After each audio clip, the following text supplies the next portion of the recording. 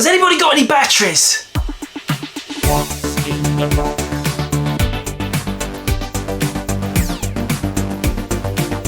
I think I love retro games.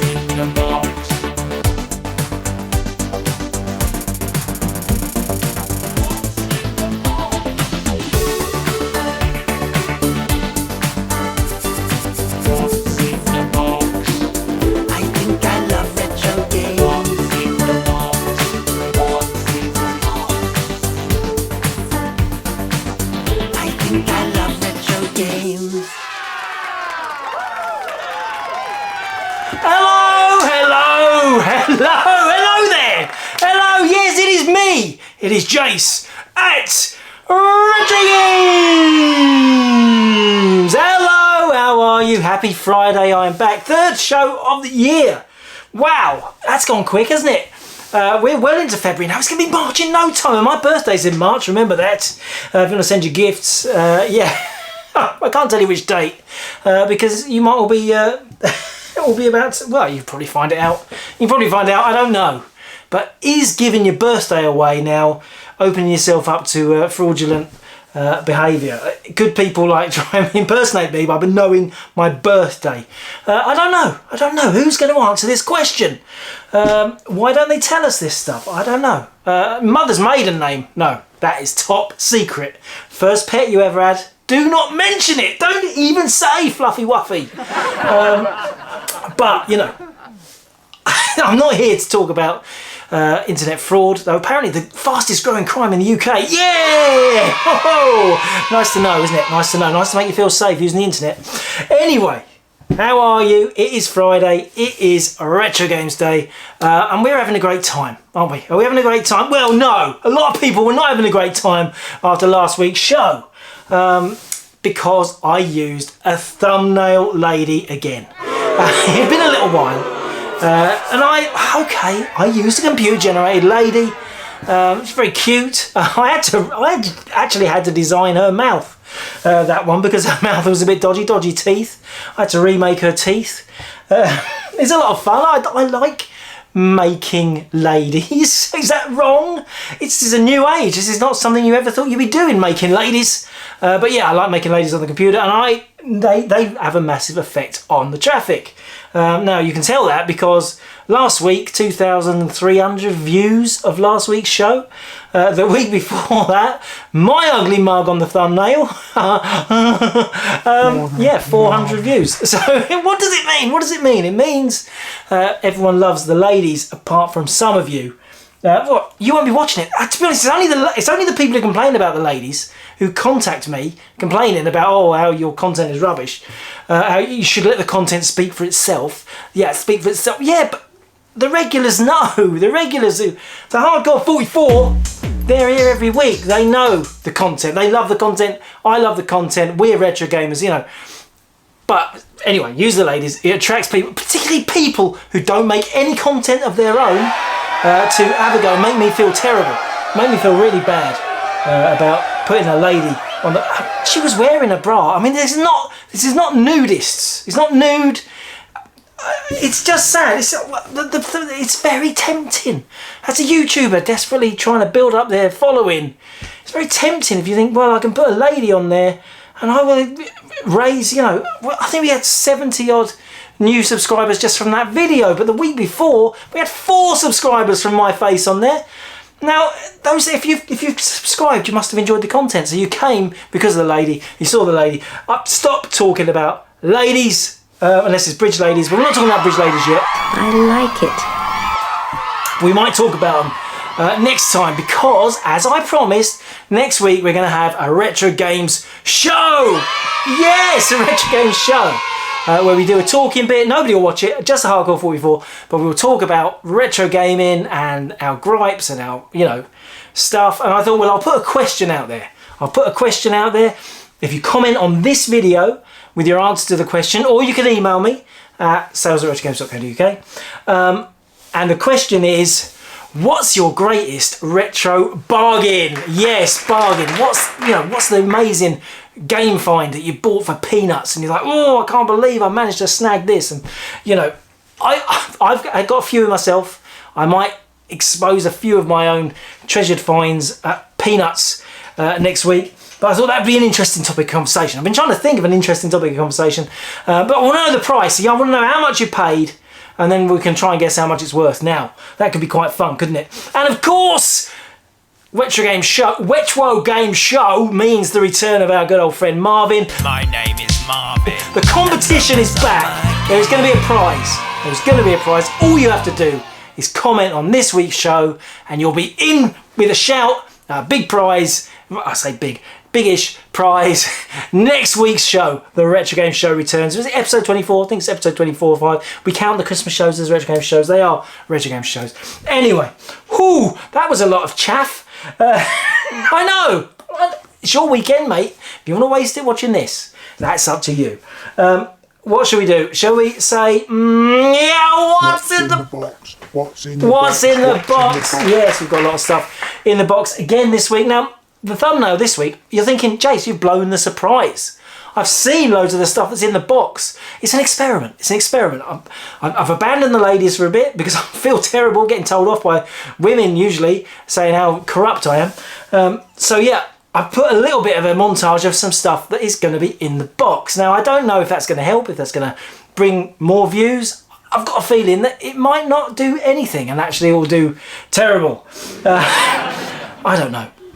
But we'll see. But yeah, before we get to that stuff you might be preempting, let's look at some other stuff. And let's start with Atari 7800. Atari in the house! Yeah, Atari is in the house. I've just got a couple of games. A couple of nice games came in this week. A few games actually. Quite a lot of games came in. Quite a few games, mainly for Atari 700. Not 700, 7800, yeah. Some games came in this week. One of them games was this game. This game is Mario Brothers. Now Mario Brothers is a Nintendo game on the Atari 7800. Let's check it out, and mix it up with the NES version and just see what's the difference between Atari version and the NES version. Now, for those uninitiated, it's worth not mixing this game up with Super Mario Brothers. Super Mario Brothers is different. That is a proper platform game. This is a single screen, jumping up, whacking the Koopas, and then hitting them and collecting the coins. There is a two-player mode. It's blocky. It's not much of a game, really, is it? It's surprising it was so popular. Here's the NES version. And I think what we can agree on is, yes, it looks a lot more smooth and sort of glossy. Obviously, we've got Luigi in this one because it is a two-player game. It reminds me more of Bubble Bobble than any Mario platformer. But yeah, lots of fun. It's better on the NES. Yeah, Atari's not as good. Anyway, this is just a loose cartridge, but it's very sought after. Mario Brothers goes for great money now because it's a Nintendo game on an Atari format. I'm talking of big value money games. Here's another one, Alien Brigade. This is one of the rare games. Well, not by rare. This is one of the rarest games for the 7800, and this is a beautiful condition. It's got, like, as you can see, it's got some film around it. It's got the original seal around it, and it's got that brilliant artwork, and that is fabulous, isn't it? I mean, that is, oh, it's gonna get me. That is terrifying artwork on that game. How can the content of the game live up to that? Well, let's just check out Alien Brigade. Well, it turns out Alien Brigade is a rip-off of Tato's Operation Wolf. It's a target-based shooting game, which is quite unusual on an Atari format, to be honest. Don't get the hostage, get the bad guy. There's the alien. The aliens, they kind of melt when you shoot them, but I don't understand why we're killing the aliens. I think I like the box better than the game. But I do say that a lot. I'll get it out of the box just because I can. And I know you like to see the actual condition. I'll do a special grip. Here we go. There's the cartridge. Let's have a look. It's in beautiful, like new condition, Alien Brigade. This week in stock at Retrogames. Yeah. Put it back in the box in your own time, Jace. Just put it on the... Yeah, I know. No. You have to wait. I'm putting it away properly. Get over yourselves. All right. That's all the Atari I've got this week. No, it's not. No, what am I talking about? There's more Atari in a minute. But I got a couple of interesting controllers this week. I got control. I know you're thinking, Jace, this is not retro. This is not retro, but it's for Xbox One. Xbone. A lot of people call it X-Bone, and it is an official Sea of Thieves controller. And we don't get many things this new. We're retro games, but we do stock Xbox One because it's a dead format, and as soon as the format goes dead, it's on the site. Come on, Switch 2, we want to get Switch in stock. So I thought, well, this is an amazing looking thing, and I thought you guys would love it. It's a Sea of Thieves. That's the rare game. That is a rare game, but isn't it beautiful? Absolutely looks unused. I just love these. I mean, we're in a different sealed batteries, still sealed. We're in a time when controllers, so many limited edition controllers, super collectible. And look at that. That is like a gold tooth on a controller. It is, isn't it? That's so cool. Just to make it, that gives it that piratey edge, doesn't it? Because that is like a gold tooth on it, and I just think that is magnificent. They've whoever thought of that. Let's make one of the wagglers. Not a waggler. It's not a waggler. Accelerometers. No, it's not an accelerometer. Shoulder buttons. One of the shoulder buttons. Gold like a gold tooth. I mean, they are genius, and I think it's very quirky. It makes me think of Rare, makes me think of classic Rare stuff. Going back to N64, we all love the Rare stuff on the N64. Another controller, and now I'm just putting this out there because we haven't had one in stock before. This is Xbox One, again Xbox One, compatible with PC. Came out with Xbox Series S and X, I believe. This is the Elite controller, and do you remember when Microsoft went mental and brought out a controller for £150? Well, this is it, and what makes it so special? Interchangeable buttons. Well, it's very heavy duty. Let's just get it. It comes with this. Look at this lovely little. Look, it's got a lovely little case, zip-up case. It's mint condition again. This one, and there you go. There it is. So you've got a connector cable there. For charging, sealed batteries. You can see it's unused. I'll put that in the right place. Here's the controller itself. Beautiful. I mean, these really are like new, unused. No gold tooth. But you see, it's got extra buttons on the back, loads of sliders and switches. I mean, yeah. If you're a hardcore, I guess this is for like proper gamers who, in competition, a competition gamer who wants to. Not like me, just jazzing about. Oh no, I died.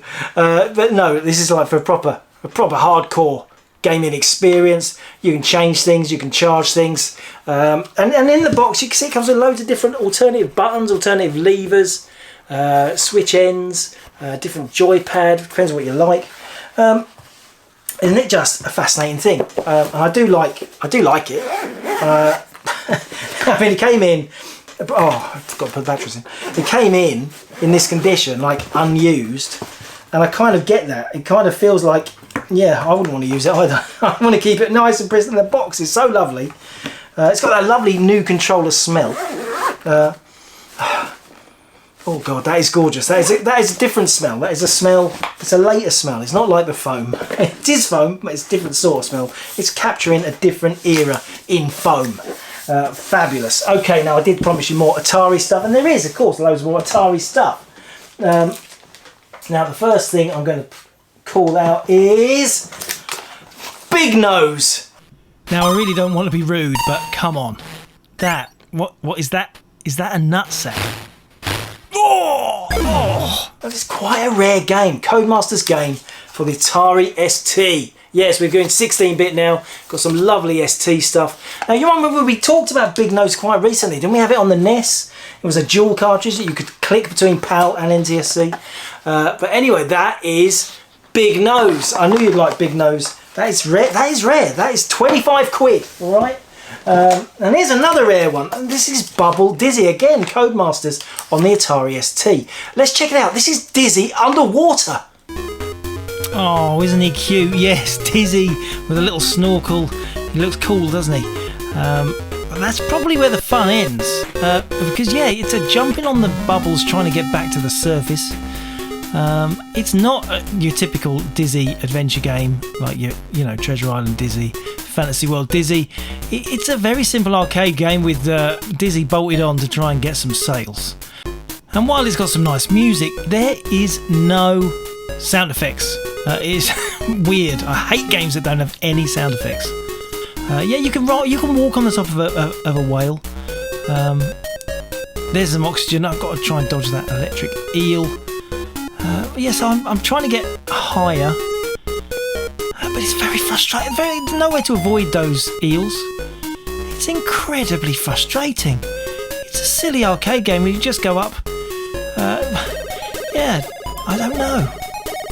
Yeah, you're trapped there by the wall, so you can't go up there. You can only be in the middle of the screen. The edges are really just for grabbing the bonuses. There's a pearl there. I walk on the crab, I lose some energy. Don't you always, when you walk on crabs? Yeah, it's like Echo versus Dizzy. I don't know, I like it. I like underwater games. They take me back to Scuba Dive on the Spectrum, which I always found enchanting, and I don't know why, because it's pretty pathetic. But I always found it kind of magical, trying to get the pearl before you got started. I'm talking about Spectrum games, and what can I do? But I am excited about Bubble Dizzy, but I'm more excited about Spectrum games. Sorry!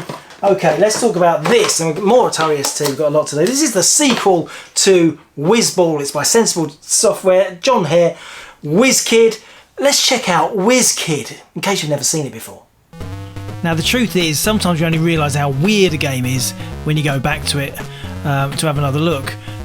Yeah, this is a single screen game where you hit objects to try and bump them into the enemies and then catch the paint, which turns into notes. Yeah, that is a strange concept for a game. As you can see, it's just whizzing around the screen, knocking the mushrooms into the bumblebees, trying not to get hit by the bumblebees as you do it. And then you collect the bottles of, well, you know, the paint as you go. I don't know, it seems like a weird demo. It's like it should never have been a game. It's like, oh, look what I came up with in my lunch hour. Oh, I know what, let's turn that into a whole game. Yeah, it's strange, isn't it? Yeah, what a strange game, and it's very rare on the Atari ST. We don't get it in very often. Beautiful condition. It's got a disc. It's got a manual. Unbelievable. Unbelievable. It's got a manual. Whiz Kid there. You know, an authentic Atari ST game with a bit of heritage. And it relates to older games. You know, if the game relates to older games, I really love it. I don't know what. Okay, here's another. Goblins. Goblins. Now, we've had Goblins 2 a few times, but this is the first time we've had Goblins 1 in stock. And I say Goblins, but it's got 3 eyes. Goblins. Do you think? Goblins? But beautiful box. It is a lovely looking thing. Cocktail Vision, French game. These games always amazing graphically. It's kind of like, it's a little bit of strategy, kind of giving people jobs and doing things like. Okay, welcome to Goblins. Man, bear with me because this is a bit of a saga. This is a game where you point and click to give your little goblins jobs. So, okay, we're punching down the apples. We are punching them down.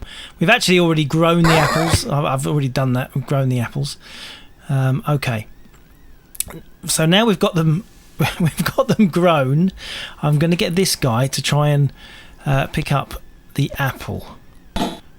Oh no, not with the pickaxe. You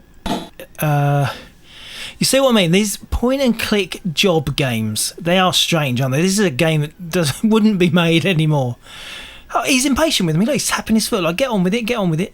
I want you to pick it up. I need the icon to change. Yes, okay, I'll put down the pickaxe. That's it. Where's the apple gone? I want to put the apple in the gap. You'll get this. Oh, here we go. There we go. There's the apple. I don't know why it disappeared. It must have a magic pocket. Okay. We've dropped one giant apple in the gap. You know what's going to happen now, don't you? We're going to pick up the other apple. Oh, you know, tedium. Overrated. It's just, you forget how slow pace the games used to be. Atari ST, very slow. Come on, second apple. Drop it in the hole. Yes, we've done it. Look, they all cheer. They're all happy. All my little goblins are really happy now. Oh, look at that little jump there. And now let's actually see if we can get one across the bridge. Oh my goodness, it worked. It worked. Fabulous. He's back. Maybe not quite as fun as the box. It isn't always the way, but very highly rated and hard to find. Goblins or Goblins. as I like to call it. I think that's how they wanted it to be called. Okay, what about this? More Atari ST. What about Creatures on Atari ST? You know it on the Commodore 64. Big game for Thalamus. That's Newsfield's label. Creatures to the rescue. Let's check out what the Atari ST version of Creatures is like. Well, I'm sorry to say it's another venture into the world of tedium. Firstly, no sound effects. It's like the computer sound is broken. But it's not. There's just no sound. So we're going across this little river. We've got to try and collect those things with eyes. Those little brown things. Yeah, you get sound when you shoot. That's it. That's it. I can get this. Yeah, shot that. It turns into a chicken drumstick. I have no idea how to pick it up. But if I can jump up there now, I can get this little nut thing. Nut of a nut sack, isn't it? There's a lot of them about today. Oh, I died. I love the artwork on Thalamus stuff. A lot of people have got a lot of love for Thalamus. Yeah, all thanks to Sanction and Delta and Rob Hubbard soundtracks mainly. But yeah, nice game. A little bit squashy-washy, is it? Squashy-washy, just a little bit. But there we go. It's got the disc. It's got the manual. It's fabulous. It's rare. Again, first time in 30 years we've had Creatures for the Atari ST in stock. You do the math. I haven't said that for ages. You do the math. Stop it, Jace. You're being a knob. Okay. What about this? There's an adventure game I really loved when it came out. I did play it back in the day. I had this back in the day. It was also on the Amiga. Cruise for a Corpse, another French game by Delphine. Stunning graphics. I remember this game having stunning graphics. Let's see. It's an adventure game. Let's see how Cruise for a Corpse's graphics look today.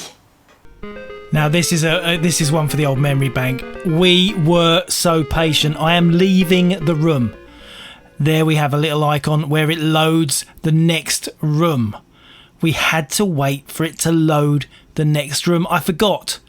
The animation's pretty good. It's a pretty little room there on the ship. But why are we still waiting? A little flash of the icon. Does it signify we're ready? Are we ready?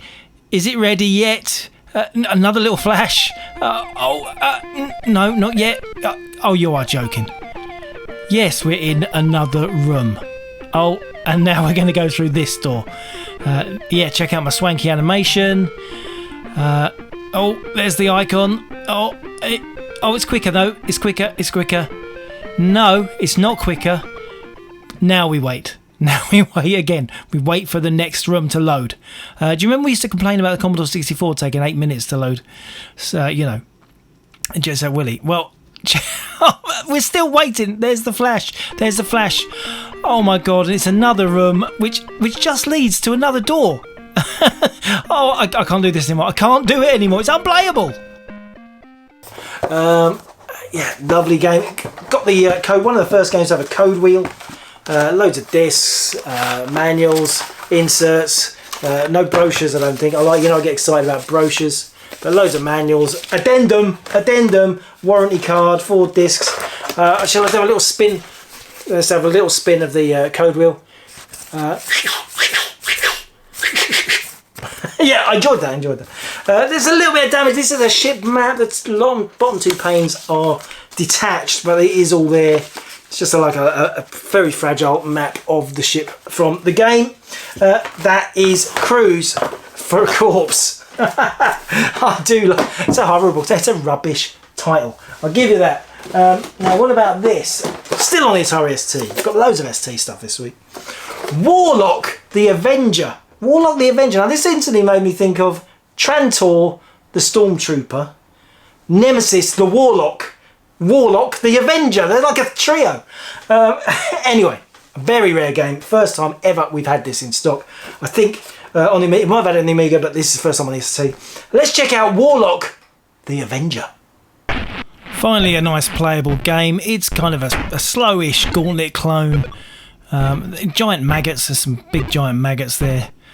Those tablets that we're walking over says JPEG. Yeah, it was a predictor of the future. I got trapped there. But yeah, not bad at all. Yeah, it's better than you thought, isn't it? It's better than you thought. I've got the box upside down.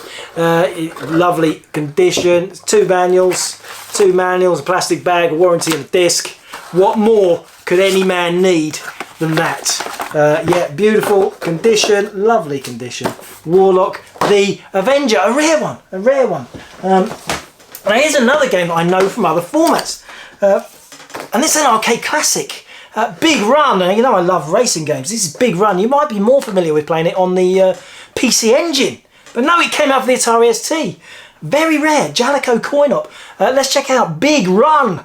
And here it is, very narrow road, not much room for overtaking, but quite nice chunky graphics, quite a good 3D effect when you turn the corner. It's got that Outrun style flat side graphics to show how fast you're going, but it's also the stripy road.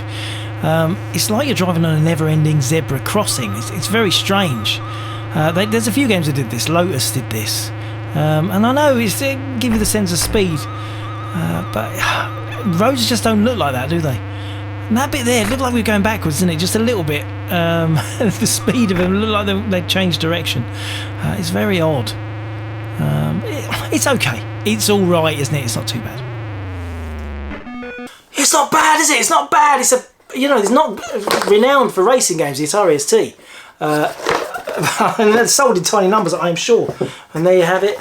There is the disc, there is the manual, there is a plastic bag! Yay! I do like to try and suffocate myself in the plastic bags. Don't do it, kids! Don't do it! One more Atari ST game, and now this one was really, really rare, and I got quite excited. Kid Gloves 2! I didn't realise there was Kid Gloves 2. Yeah, The Journey Back. Kid Gloves, you got all the way there. Kid Gloves 2, you got to go back home again. Check it out. I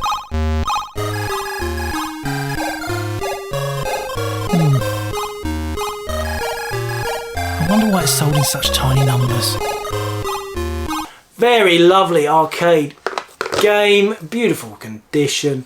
Kid Gloves 2, I can't believe it. It's got one of those slidey boxes, it's just got the manual, and of course the discs. But sorry kids, no plastic bags. Not this time. But yeah, what a amazing rare game this week. Kid Gloves 2, The Journey Back. Okay, I think that's all the Atari ST. But we had some GameCube this week. Loads of GameCube actually. Mixture of US and UK games. And now this is a game, this is a strange game. PN03, rubbish name, Capcom game. Sold terribly in the UK. You could pick this up for £2.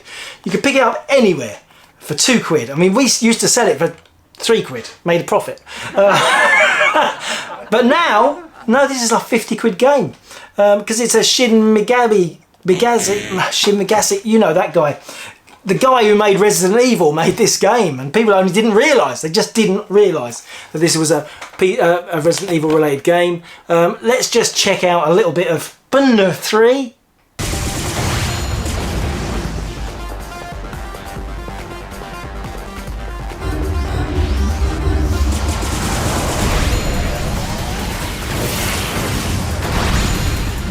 Yeah, PN03 there. And yeah, beautiful condition, as you would expect from a relatively modern game. Is GameCube modern? To me, GameCube is a modern format. That's how old I am. That seems like well up to date. Now this is a really, really ridiculously rare game. It is Resident Evil Code Veronica for the GameCube. It came out on PlayStation 2. It came out on Dreamcast, massive on Dreamcast. But Code Veronica X, this is the X version. American GameCube version, super rare. It's rarer than the UK one. The UK one you can pick up 40, 50 quid. The US one, 150 quid. Why? What? I don't know. Nobody bought it at the time, I guess. Very limited, but you know, if you're going to collect Resident Evil games, you need to have it. And there it is. I love the American boxes with a special space. No flappy turnover bit for the second disc like you have in the UK. They had a special space. Because if it could fit two 3-inch discs in the case, why not do it like that? It's better. It's better. Resident Evil there. One more GameCube. And that is a good one. Chibi Robo! Oh yeah, Chibi Robo. I love this game. Check it out.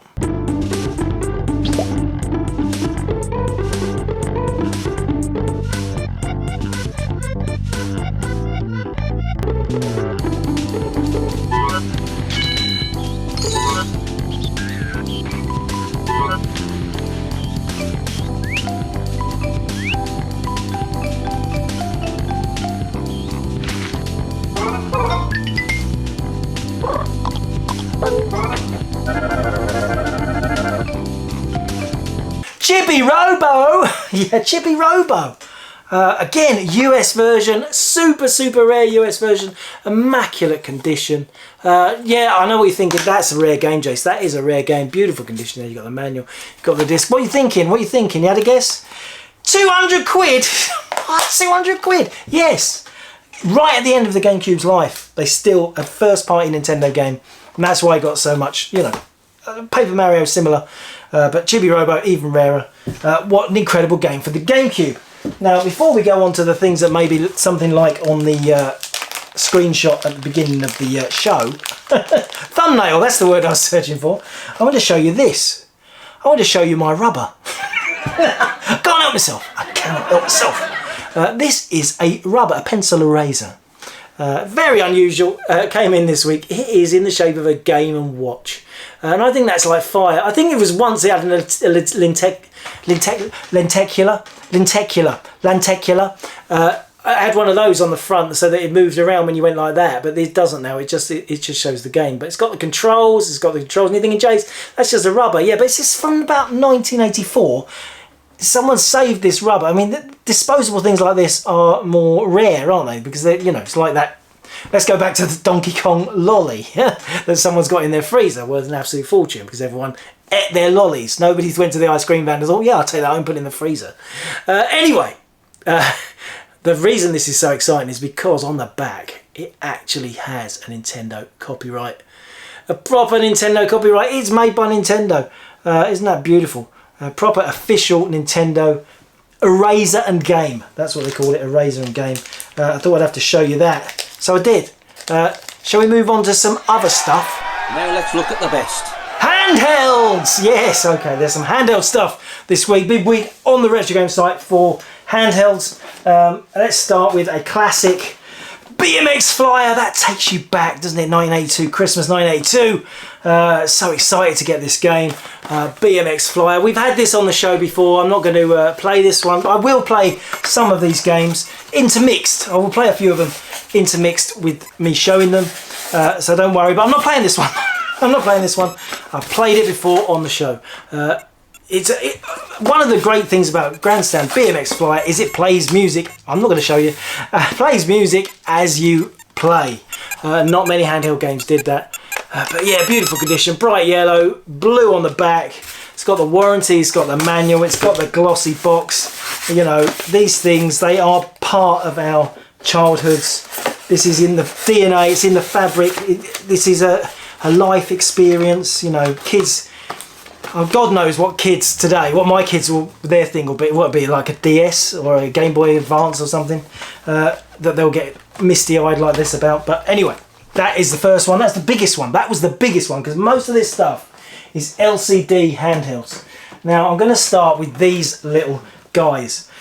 These are mini arcade LCD games. Now this is different to a lot of Game & Watch. They are very simple games. Let me put one on the screen. This is Sea Ranger. Now you'll see very simple games. They generally only have two controls, left and right. But they were pocket money games. These were games that kids could buy. I seem to remember £9.90 you could buy some of these games for. And as a set, they are incredibly collectible now.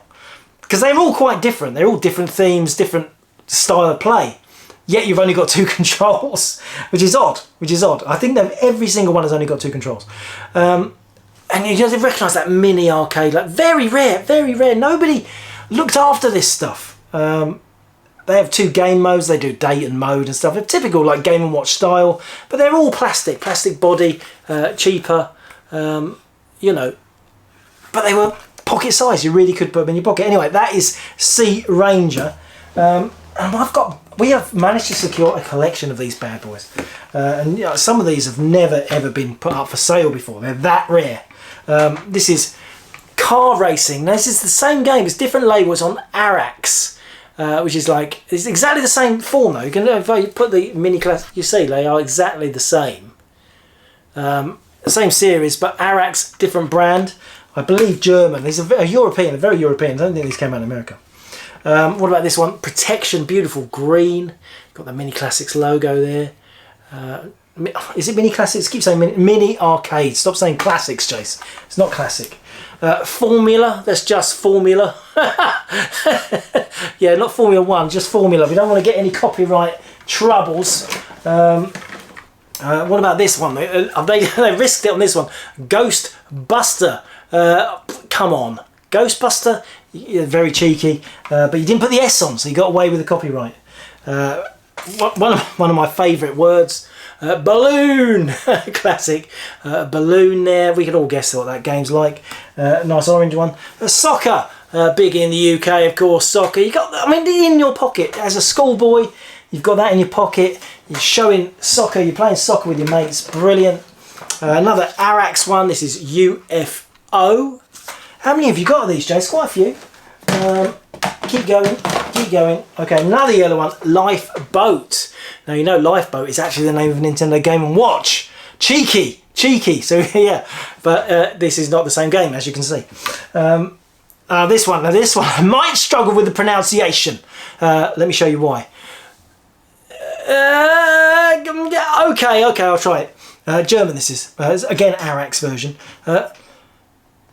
Flusaberquarang. Flusaberquarang. That's what you tune in for. It's what you tune in for. It means river crossing. It means river crossing. But yeah, anyway. Probably my favourite one. I might have a little show of this one. This is called Sausage. I mean, any electronic game called Sausage. Let me post it off. They do have a single battery that goes in the back. Just moves back with one button, backwards and forwards. And then we've got a throw button. Very simple games for very simple kids. A game called Sausage. You don't get better than that. You don't get better than that. What about this? Cat and Mice. Cat and Mice. Yeah, not Cat and Mouse. No, that's already been done. We couldn't use that one. What about this? Hunting. Hunting. Very, very simple. Very simple games with very simple names. It's what we like. Alien. It is Alien. Beautiful green one there. Any more of those in the box? Yes, there is one more. Frog. Frog. Yeah, beautiful. There is a blue one. Frog. Aren't they wonderful? Aren't they lovely as a set? You know, if you put them all out in a square. Hang on. Bear with me. Let me just put them out in a bit of a shape. Just to see if I can get it on the camera. See if it's worth it. See, oh, Jace, you wasted my time. No, just I think as a set. There's something about electronic games in groups. I just love it. I'm not quite. Oh, there's one short of making a proper shape. Oh well, you have to imagine. But there you go. Don't that look nice? Oh yeah, Jace, brilliant. Thanks for that. I do think it looks nice. I don't know what I'm doing. Doing this too long already. It's only been 2.5 years. Not 2.5 yet, but we're in our third year. Okay, let's carry on. What about this for a tiny calculator game? This is really tiny. This is the MG775. It's by Casio. It's all metal body. It's got kind of like a space theme. You can see some stars and stuff. Terribly thin. Look how thin it is. Look how thin. Obviously it takes a very special battery, which we didn't have. So I haven't tried it. It's listed as untested, but wow, it is super rare. It is super rare. Here's something more chunky. This is called the Math Pet. Math Pet, never seen one of these before. It's a Casio MP500. This works fine. The idea of the game is it gives you maths equations like 4 + 2 = 9, and you say yes or no, and that's how you win. So you're doing the maths in your head and you're saying whether it's wrong or right, which I think is pretty cool. It doesn't talk or anything like a speaking maths, but still, Casio's version. Moving on. Please, Chase. What about this? Now, we're still on the Casio. This is AutoRace. Beautiful game. Oh, look, got to post this on the back. That's to help me find it if someone buys it. And there, look at it. And I love these games. Also, I mean, as we've said before, because Casio, absolute top quality with metal fascias. But analog controls, look, that slide, look at the slide. And the speed is slider too. Just amazing, isn't it? Analog controls on a handheld game. Yeah, not just the Microvision. So beautiful game, Auto Race. Okay, let's carry on. We'll stick with Casio. I really like this one. This is called Cosmo Fighter. I'll get this one out. I'll show you the box first. There's the box. Cosmo Fighter. Beautiful. I love this one. I enjoyed testing this one. They've got the manuals. Got a double manual there. And look at the game. Look at the controller. This is rubberized. It's like a rubberized 1, 2, 3, 4, 5, 6, 7, 8 direction joypad in a handheld game. This is like a cockpit shooter. Pretty amazing. Let's see how it plays, I think.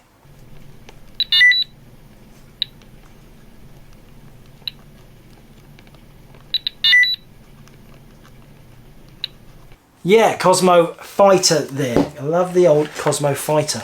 What a game. Just put it away in your own time, James. Put it. All right. Talk amongst yourselves. Are you chewing? Okay, more Casio in the box. This is Motorboat Race. Motorboat Race.